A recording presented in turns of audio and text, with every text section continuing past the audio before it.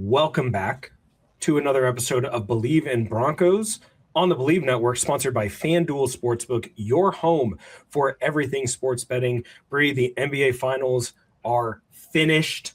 The New York Knicks sit alone at the top of the mountain. Good for them. They win their first NBA title since 1973. But now, basketball's over. Football is yet to begin. What can you bet on at FanDuel? Well, the World Cup is going on. You can place your wagers for whatever team you feel like supporting. The USA team sure is off to a hot start, but plenty of awesome bets going on over at FanDuel Sportsbook on the World Cup. You can also bet on baseball. That's going on. We got WNBA action. Everything that is going on right now, you can find over at FanDuel Sportsbook. Go throw some money on your favorite sporting event and get in on the action over at FanDuel.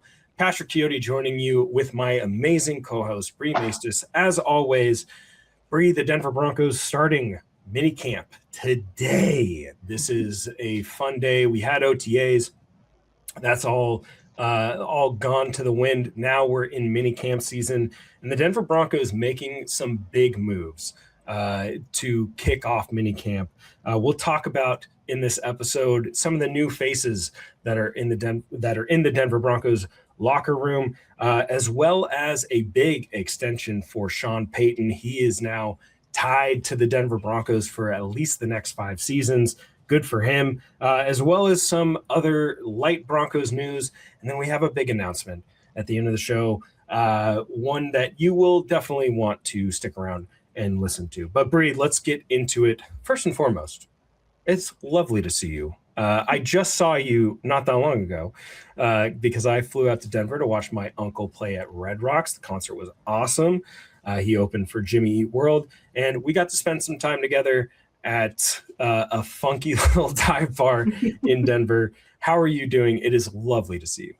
I know, coming off such a tremendous visit, get to see you again. Yeah, it was a funky little bar. It was a good vibe there. Obviously, joined by another one of our cohorts. It was good to see you. Glad you got a chance to visit. I'm gonna have to make it up to where you are. I think next time, and mark that off my bucket list. But yeah, it's really nice to see you. We were just lamenting about it being camp season for just about everyone right now, and that's what we're fully enthralled in. I'm really excited to chat about that, what it means for the Broncos, and kind of there's not as many unanswered questions as I think that there's been in the past, and now there's this deep dive of what do these intricacies look like. And I think that it's a fun time to talk about this team, and I think it's a fun time to be invested in really the direction that Sean Payton and the Broncos are going in now for an extended era. So that's the really exciting piece of it all.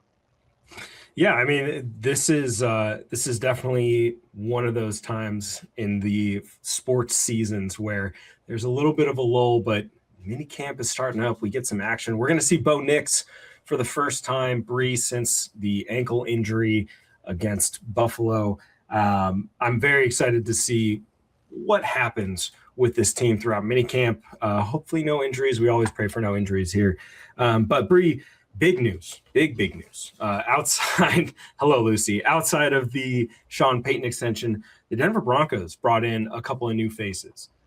One of them being the UFL Offensive Player of the Year. You've mentioned 2024 and I believe this year, Hakeem Butler, who was a 4th-round pick by the Arizona Cardinals way back in 2019 out of Iowa State, a guy that I absolutely loved coming out. I thought he was going to be the next Calvin Johnson. I was totally sold.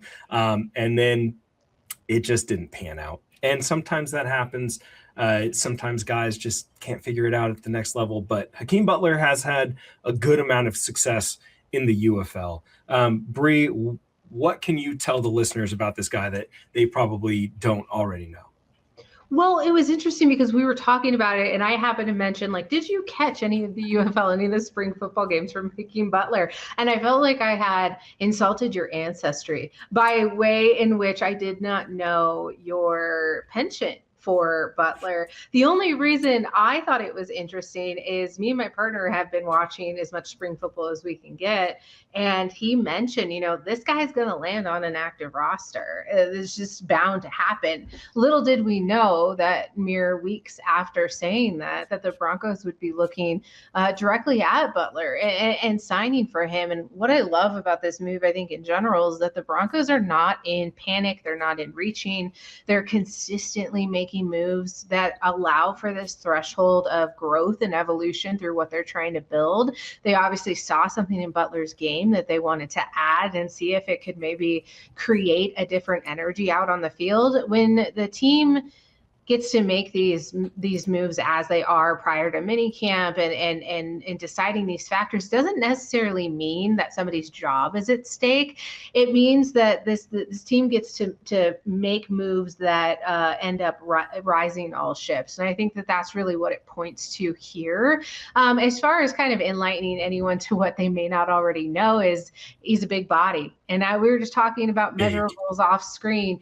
And I think the conversation no longer in Sean Payton's offense and now Dave Swebb's offense, it's not just who can run routes, it's who can block and who can play special teams and who can really win in those contested catches. And I love the idea that Butler is somebody who can really survive through a lot of contact, and having to work the way that he did, getting a shot in the NFL, have it not work out, have to go to the UFL. I think ultimately you really get to see a special development here. You're not looking necessarily for upside. I think later on in his career, he's not having to prove himself through this like rookie production. There's not a translation there. And I think Denver really says that if you're dominating spring football, I think surviving in the NFL is now the name of the game, because obviously the timing's different and the spacing is different and the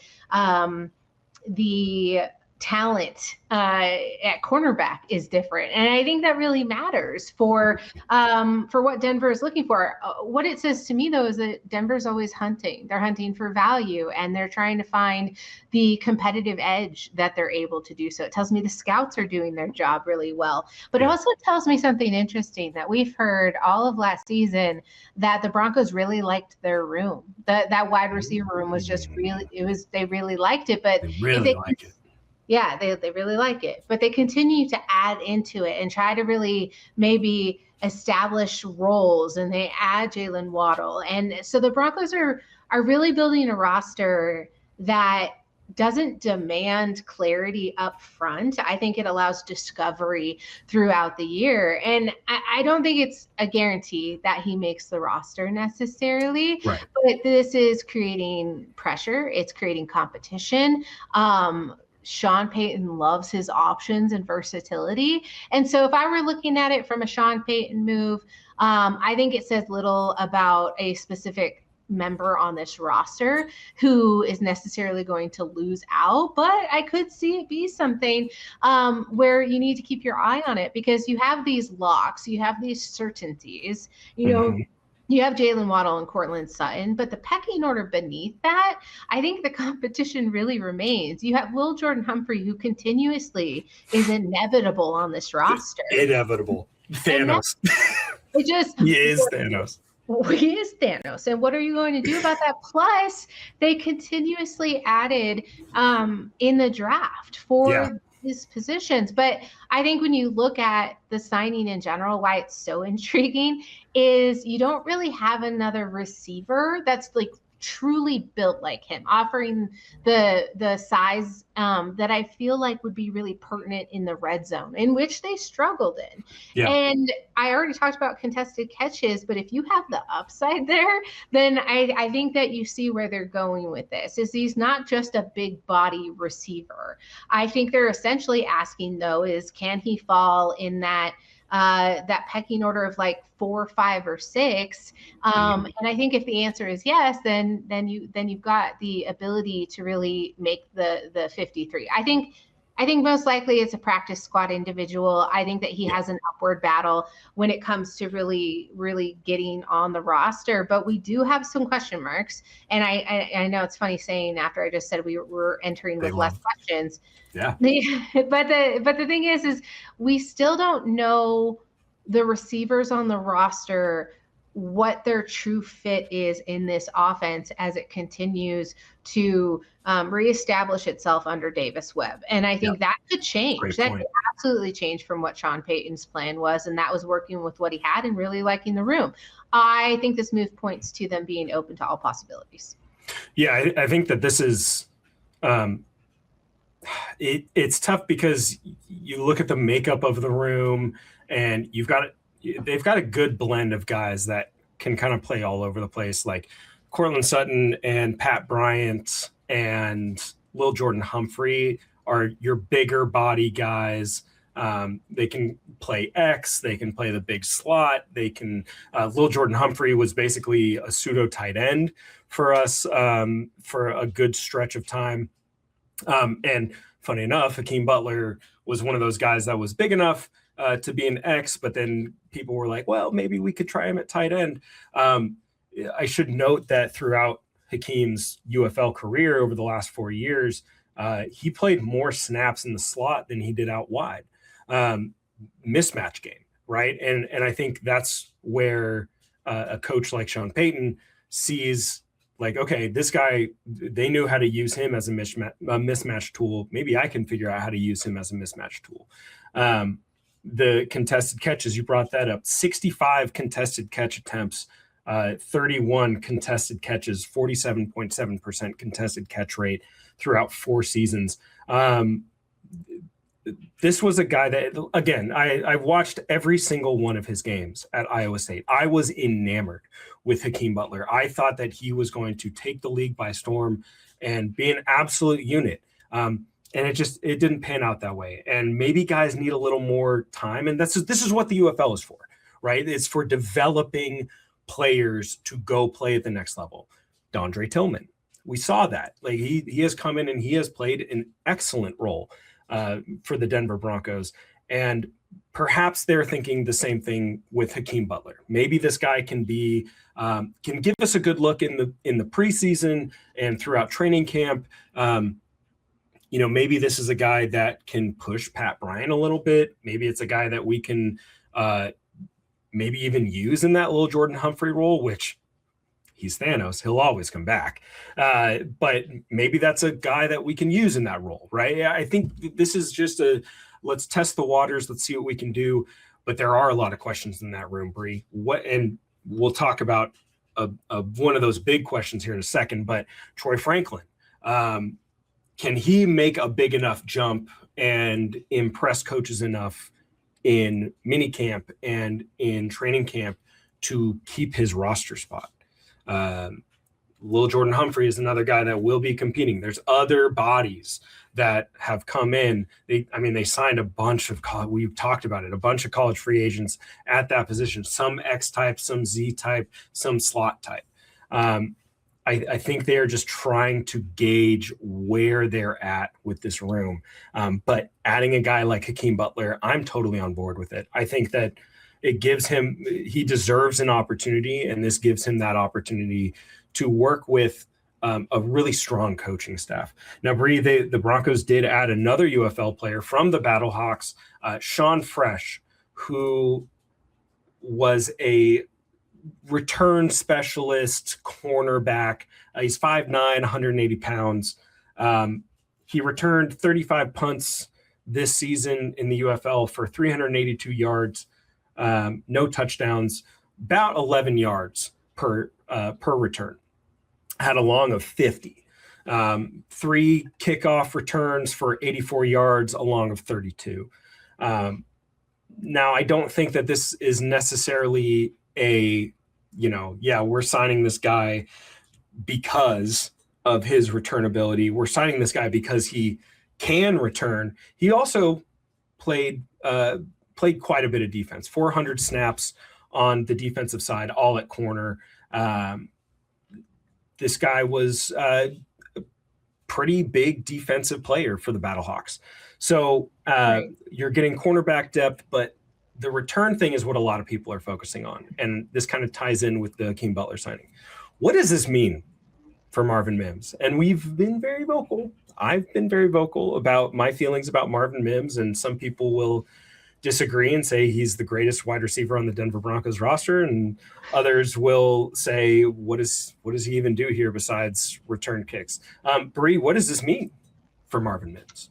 I don't think it necessarily means the Broncos are steadfastly replacing Marvin Mims. I think that's too strong of a jump. But I think this team is in a position, and I love it as somebody who's very risk adverse. I think they're protecting themselves. And I think that, Mims has been one of the better returners in football. And in 2025, I think, statistically, it looked as though like you're safe, right? And if we can talk about competition being brought in for receivers, I think competition can be brought in through all three phases of the game. And I think that when we talk about, and Pat, we've reminisced about how important it is about momentum, field flipping production. And I think this is where it gets really layered, is that Marvin is going to be entering, I believe it's the final year of his deal. And Denver has to really make a decision here. And I think as I'm trying to work through it in my head, apologies to everybody listening, you're going to hear me work it out loud, is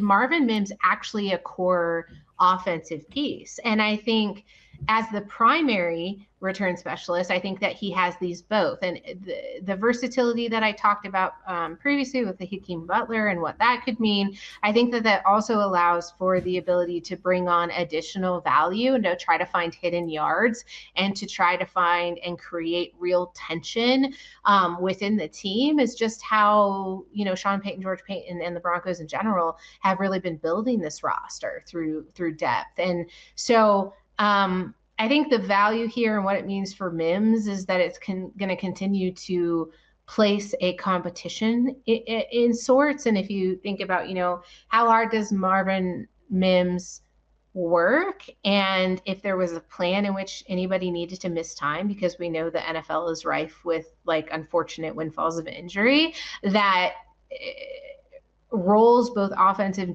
and defensively need to expand. And I think that they just want to provide this extra set of, we have the depth if necessary to add value, so that when they say, it's the next guy up and they're going to do a great job, that they actually mean that. And I think that's just what serious teams do. You see the difference when I talked about recently, is I don't feel like these moves are made out of desperation. I feel like they are these continuous improvement plans where this team is able to really bolster their foundation. They get to think like a playoff team now, right? They've gone deep into that territory. And that's when little moves like this may seem kind of like a grain of sand in the entire beach, but the fourth quarter is when it matters in the game of how you finish. So why not in the capacity of how you're building your team and your roster? So I don't think it's really about replacing a certain individual. I really think that this is all about, creating some better role definition for their depth and trying to find more answers to maybe questions we're not asking yet. I'd rather be asking them now, though, than when you are absolutely backed into a corner and you don't have an answer to it and you have to scramble for it. I appreciate the foresight that this takes. Yeah, I mean, I've seen across Twitter the conversation about what is the target share going to be with Jalen Waddle added to the room now. Last year, Courtland Sutton, obviously top of the team in targets. Troy Franklin, second with 102 targets. Evan Ingram, and then RJ Harvey, and then there's Marvin Mims.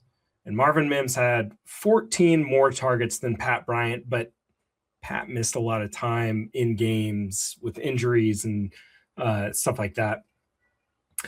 It is just going to be so tough for people to convince me that Marvin Mims is a legitimate NFL receiver based on the film that I have watched, which means The team is also seeing this. Now, that's not to say Marvin hasn't come through in big moments, because he has. But there's other moments where it's like, as a coach, I'm like, maybe I can get, you're hearing my son also He echo. Totally agrees. He gets it. Mm-hmm. It's hard for me to see a world where Marvin isn't more than, the best returner on your team, and like the fifth, fourth highest target rate. Just because unless you are manufacturing targets for him, it's just not going to come naturally. And that's just the name of the game, right? I think that these signings specifically, and the other signing, like they signed return specialists last year as undrafted free agents. They brought some in, they tried some out. Hell, they tried some in the preseason games. And if I'm remembering correctly, we had a pretty big return from one of those guys. It kind of shows that like it almost feels like Sean Payton's like, see, I can get someone else to do this. I can find someone else that can return kicks. Will they be as good as you? Maybe not. But I used to look at how easy it is for me to go find some Joe Schmo that can catch a ball and read his blocks. Okay? Yeah. I need you to be the complete package, right? If we're going to extend you and we're going to give you a contract, we have to see you be the full package. You can still be, the main return guy, but I also need you to contribute on offense. So when you're in, I need you to be locked in, focused, do your job, not this lackadaisical BS that we see where you're hurting the team more than you're helping us. Well, and you're a coach, Pat, you understand that not everyone's competition is born or molded by like a certain entity as such. And sometimes it works and sometimes it doesn't. Some people don't want to compete against other people. Like that's not a driving, motivating factor. And I think that you can see, I like if that is really, the strategy that's being employed by Sean Payton, which I think it has been for the majority of his career, is that he is continuously trying to get the most out of his guys, and he's willing to implement and kind of draw out attention to all of it. Now, I think the way that he'll go about it more oftentimes than not is just to continuously bring in other people to really create that competitive edge, and hoping that it turns the key there, because if it doesn't work for Mims, not saying it does or doesn't, but it could work for the next guy. And I think that that's really establishing a culture and identity that Payton has done here and gets to do for another 5 years. Yeah. I mean, look, if Marvin Mims was going to take over as the starting Z for the Denver Broncos in 2026, they wouldn't have traded for Jalen Waddle. Yeah. Tell me I'm wrong. Yeah. Please, by all means, like Troy Franklin took that job from Marvin Mims. He took the job from Marvin Mims and ended up being the second most targeted receiver on the team. It wasn't great, but he did enough to take it from him. And then they still went out and got someone else to come in, a high caliber player, albeit, but that writing is getting a little more clearer on the wall, if you ask me. Bri, keep your head on a swivel. Exactly. Bri, we did talk about the Sean Payton extension. This was a great extension. I listened to him talk about it. What do you think this means for Sean Payton's legacy here in Denver as the head coach of the Denver Broncos? The guy that was the fourth pick as the head coach and would be run out of Denver within 2 seasons and back to Fox reporting on football games. He signs a 5-year extension. He's here for another 5 years. What do you think this means for Sean Payton's legacy? I think first it has me take a step back and maybe I got to start dicing up the crow for the stir fry, because I think I've been fairly in the camp of like, I don't know how this is going to work out. You find a franchise in some of its lower stakes and you want to talk about Sean Payton's legacy.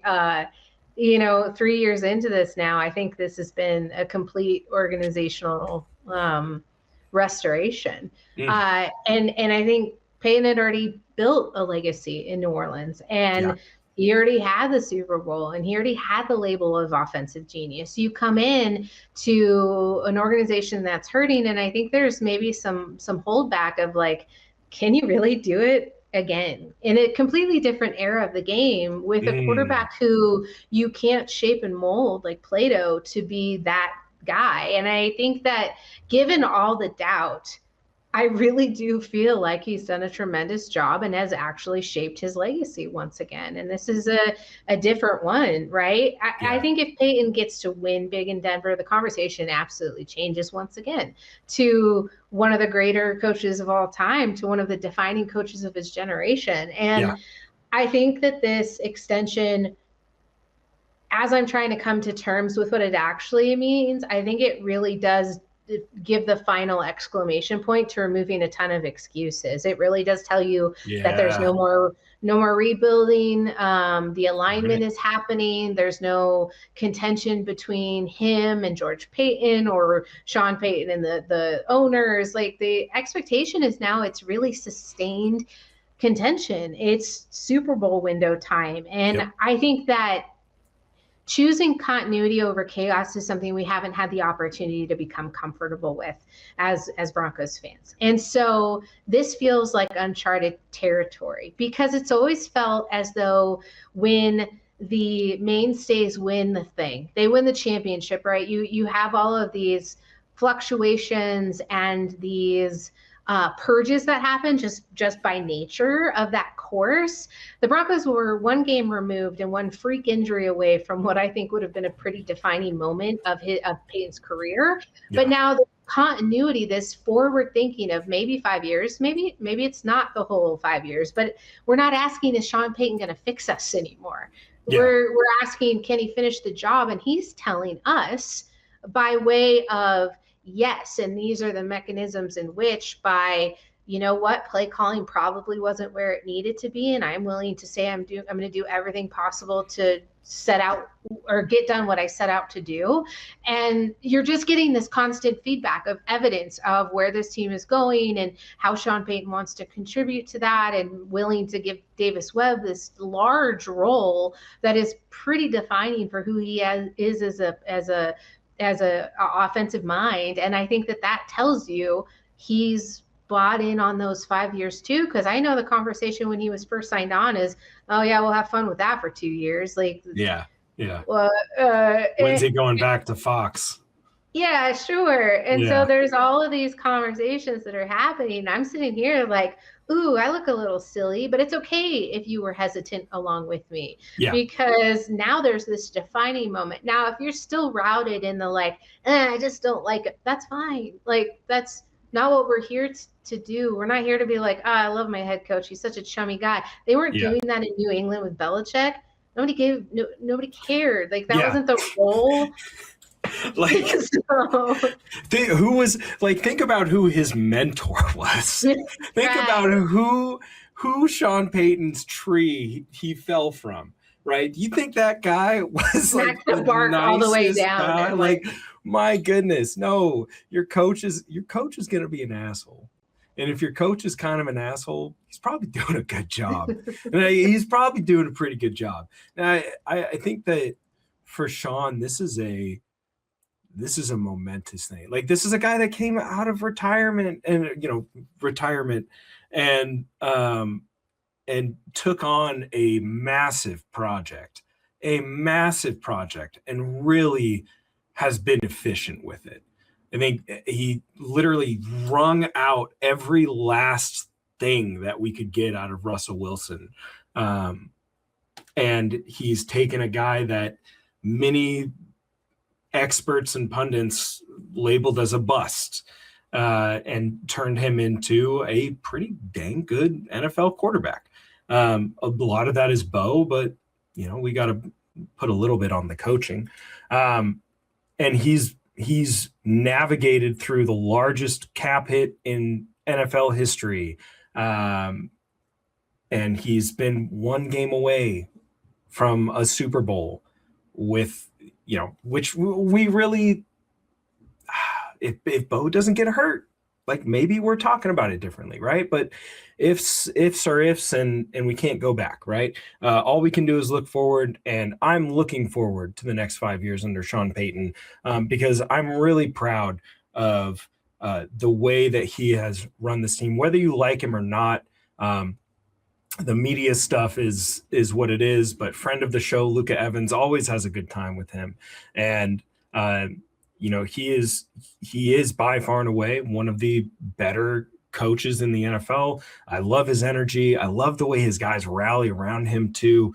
It just makes Broncos football feel a lot better. You got to have a guy that's got a little bit of grit to him, but can still be on the softer side when it comes to his players. So congrats, coach, on the 5-year extension. I'm excited. Bri, we have reached the end of this episode. Already. And I know, right? And I said we had an announcement, and we have a pretty big one. So this next episode of Believe in Broncos will be our last. Life has a funny way of rearing its ugly head. Nothing's wrong. Don't worry. Nothing's wrong. It's just, we have kids, and we have jobs, and we have responsibilities. And I'm coaching a football team that has sights on a league title and a state title. And my time is very constricted. So it will be the last episode. I've done 150 of these, a lot of them with Bri. If you've been listening since the Chris Harris Jr. days, I appreciate you. We both appreciate you very much. I'm very happy that I got to do this show with Bri.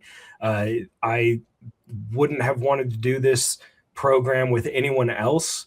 Sorry, Mario. But that's just the honest truth. Bri is one of the smartest people that I have ever had the pleasure of knowing and working with. She is such an incredibly smart football mind as well. Probably a lot smarter X's and O's wise than a lot of you schmucks that might listen to this show. But it has been a blessing to be able to talk Broncos with Bri, with Chris, with all of the amazing guests that we've had on this show over the last few years. Terrell Davis multiple times, Jake Plummer, Derek Wolfe, TJ Ward. There's so many more that we've had. Luca Evans, Ian Harditz. We've had some great guests comment. Matt McChesney has been on this show a few times, and it's always been fun being able to talk Broncos with them, with you, and Bri, with you especially. Thank you so much for everything that you do, and thank you to Believe for giving me this opportunity. It won't be the end. Believe in Broncos will go on. Trust. We've got some big stuff coming, but that is the announcement. Bri, do you have anything that you would like to say? I don't think I could follow that if I tried. I just want to say thank you for doing this show with me. I have had so much fun, and it's a good thing we're friends outside of this. I know, right? It would be much more emotional if I was like, see you never. Don't let Pat fool you. We had a falling out last week, and that's it was the dirty duck. It was the dirty duck that did it. Thank you. Well, of course. Well, thank you all for listening, and we will be back for one last episode. Probably next week. We'll talk a little bit about some of the mini camp stuff. Maybe we'll get a special guest for that last show. Who knows? But we appreciate you all. Thank you so much for taking the time to listen. And before we head out, go Broncos. Go Broncos.